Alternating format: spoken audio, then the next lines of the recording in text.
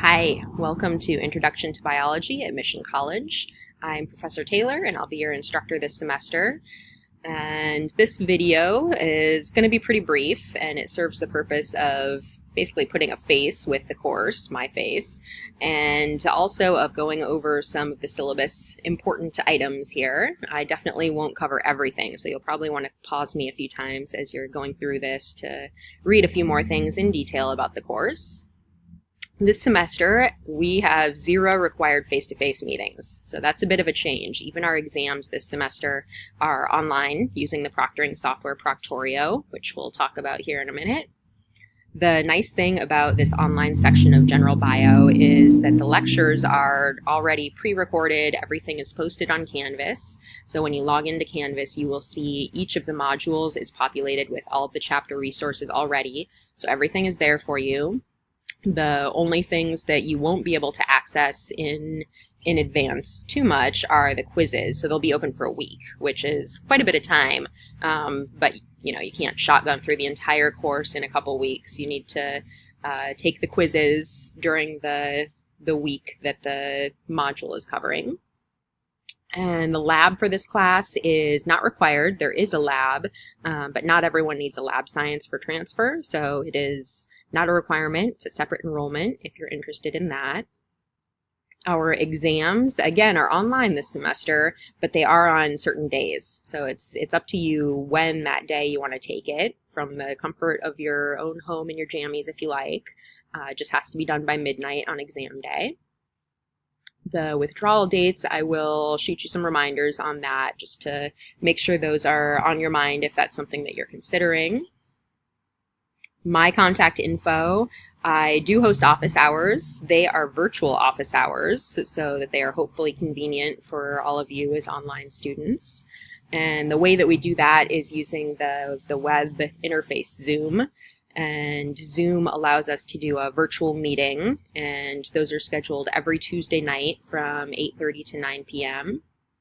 And you can participate using video, using just audio. You can even participate just using instant message if you want. There's a chat function in Zoom, so I will have my video on the whole time, but it's not a requirement for me to see your face, though I would love to. Email is the main way that you'll probably be contacting me this semester. Specifically, the Canvas inbox is the most convenient, and that's because Canvas does this great thing where it attaches your entire name and also your section to all of our correspondence. So that makes it a little easier for me to find any relevant info, like if you have a question about a grade or something like that. And let's see, our textbook is OpenStax Concepts of Biology. The best thing about this textbook is how easily available it is. I even have PDF copies of each chapter posted on Canvas, so you really don't even need to leave Canvas to get the textbook. But if you want a hard copy, those are available for a reasonable cost. You can also get a more interactive version from the OpenStax website or from iTunes. The course description, I'm going on the assumption that you've read that since you're registered. Student learning outcomes. These are things that we as instructors are responsible for students learning in a sufficient way throughout the semester, so these are good things to come back to. The points to be earned, we will start here with study guides, and study guides really are kind of the meat of this class, and they really should be your focus each week. So as we cover 1 or 2 chapters in each module, each of those chapters will have a study guide associated with it. And you'll find those on Canvas in each module. The study guide is intended to be either printed out or you can just handwrite and transcribe the questions onto a separate piece of paper and answer them. And as long as you're thoroughly answering the study guide, you should be in really good shape for quizzes, which are open note, and you can use your study guide. So that is why I recommend printing out a hard copy of the study guide so that you have those in front of you while you're taking the quiz. Study guides this semester are going to be due weekly. And this is a change if you've taken the class before. We used to collect them all on exam day. But I'm going to give this a go because I think it'll be a little bit better for students to have some more feedback on their study guides before we get to exam. So I really want to make sure that we're heading off any major concept issues before we get to exam day.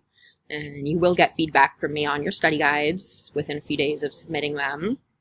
So hopefully that will help everybody out. And you can upload a file that is either a text document or even a scanned handwritten document. Either way is fine, whatever you prefer. And let's see, quizzes. Quizzes are our next graded item, and there are as many quizzes as there are study guides. We cover 18 chapters, and there's a quiz on each one. And they are due Sunday nights. Our modules I have set up to run from Monday to Sunday, so everything opens on a Monday, and the due date then is Sunday night at midnight or 11:59 p.m. And so your quizzes close Sunday nights again. They're open note, so the main note or resource that you'll probably want to use while you're taking your quiz is the study guide. And the study guides are what I reference when I'm making up quiz questions. So that's, as long as you are thoroughly completing your study guide and you're comfortable with the content there, then you should be in good shape for the quizzes. One thing about the quizzes is that since we are using a proctoring software called Proctorio, it does limit what you can do on the screen. It basically locks down your screen while you're taking an online assessment. So since our quizzes are open note, you can use notes, but they really can't be electronic notes since you won't be able to access even a PDF on your computer. So you'll want to have anything you need in front of you. If you're more comfortable having the textbook in front of you, you'll want to have a hard copy of that, and especially the study guide. That's the main thing to have in front of you. To give you some practice using our proctoring system and also to serve as a check-in assignment, we have a practice quiz that's in Module 1, covers the syllabus, and this is our check-in assignment. Just lets me know that you're interacting with the course, you're a real person, you are getting started, you've figured out how to access Canvas and navigate around a little bit. And it also, again, gives you a chance to practice using Proctorio. And Proctorio is, I guess it takes some getting used to, but it's a pretty straightforward tool to use. It does require the use of the browser Google Chrome, and this is the area that I get the most questions every semester, is students asking about an access code for quizzes.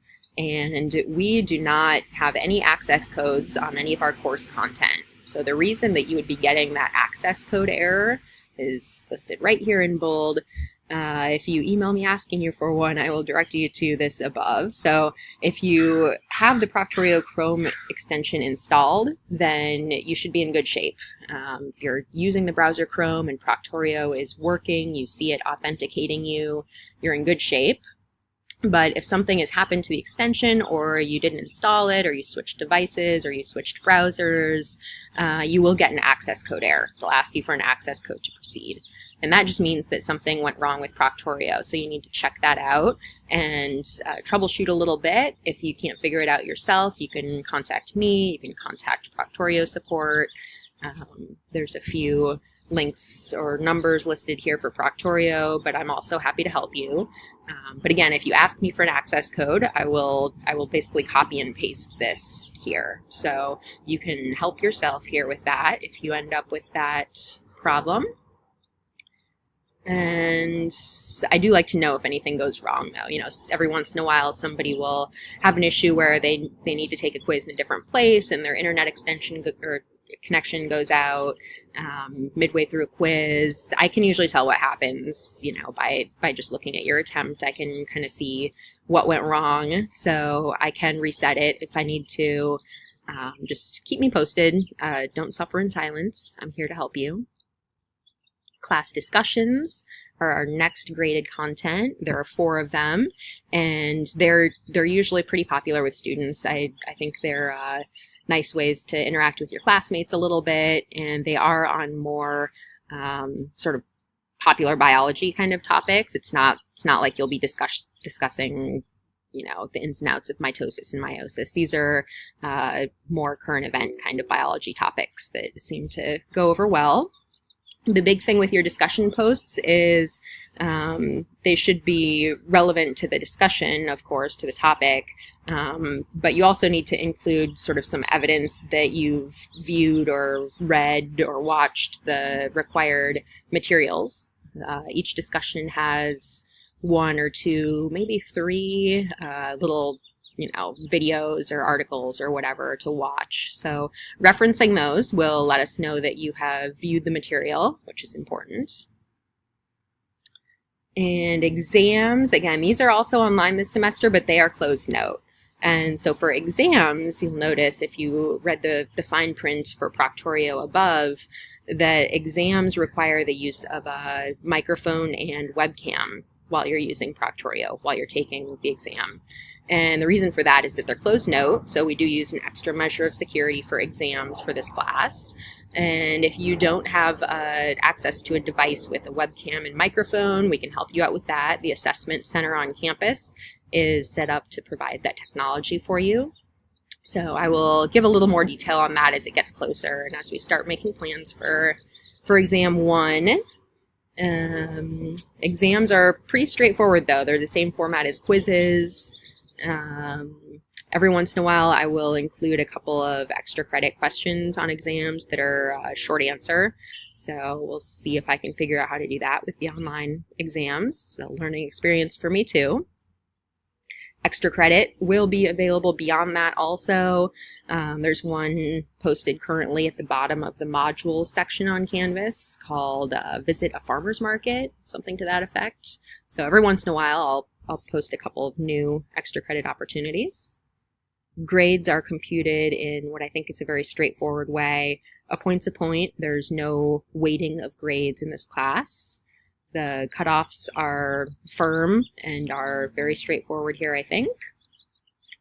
And let's see. Attendance and participation. I do pay attention to whether you're interacting with the course material, taking your weekly quizzes, submitting your study guides. So just make sure that you're on top of that check-in assignment the first week so that you don't get dropped. And beyond that, if there's 2 weeks in a row where you're not participating, I'll usually check in and make sure that everything's okay with you and make every attempt to get in touch and help you out if you fell behind for some reason. And my communication policy, I would say I am quite active on the emails and Canvas. Being an online instructor, that's kind of the way it is these semesters. So the Canvas inbox really is your best friend. I'm always happy to help you out with any questions that you have. You'll see details here, more specific things about that, but for the most part, I will be communicating these things with you by emails. I send out about 2 emails a week just to kind of keep you abreast of the current module and the requirements, and then another reminder later the week to make sure that everybody's on track for completing the assigned items by the due date. So expect to hear from me pretty often. I'd say at least twice a week. Usually I email the class with that week's items. That really is about it. Our Canvas is looking good. There's a little bit different web address this semester, but otherwise everything's the same if you've been using Canvas. It's a really nice learning management system. I enjoy teaching using Canvas. I try to take advantage of some of the offerings it has for us. My throat's getting dry, so I think it's time to sign off, and I will be in touch. I hope you have found this informative, and hopefully I'll see your faces this semester.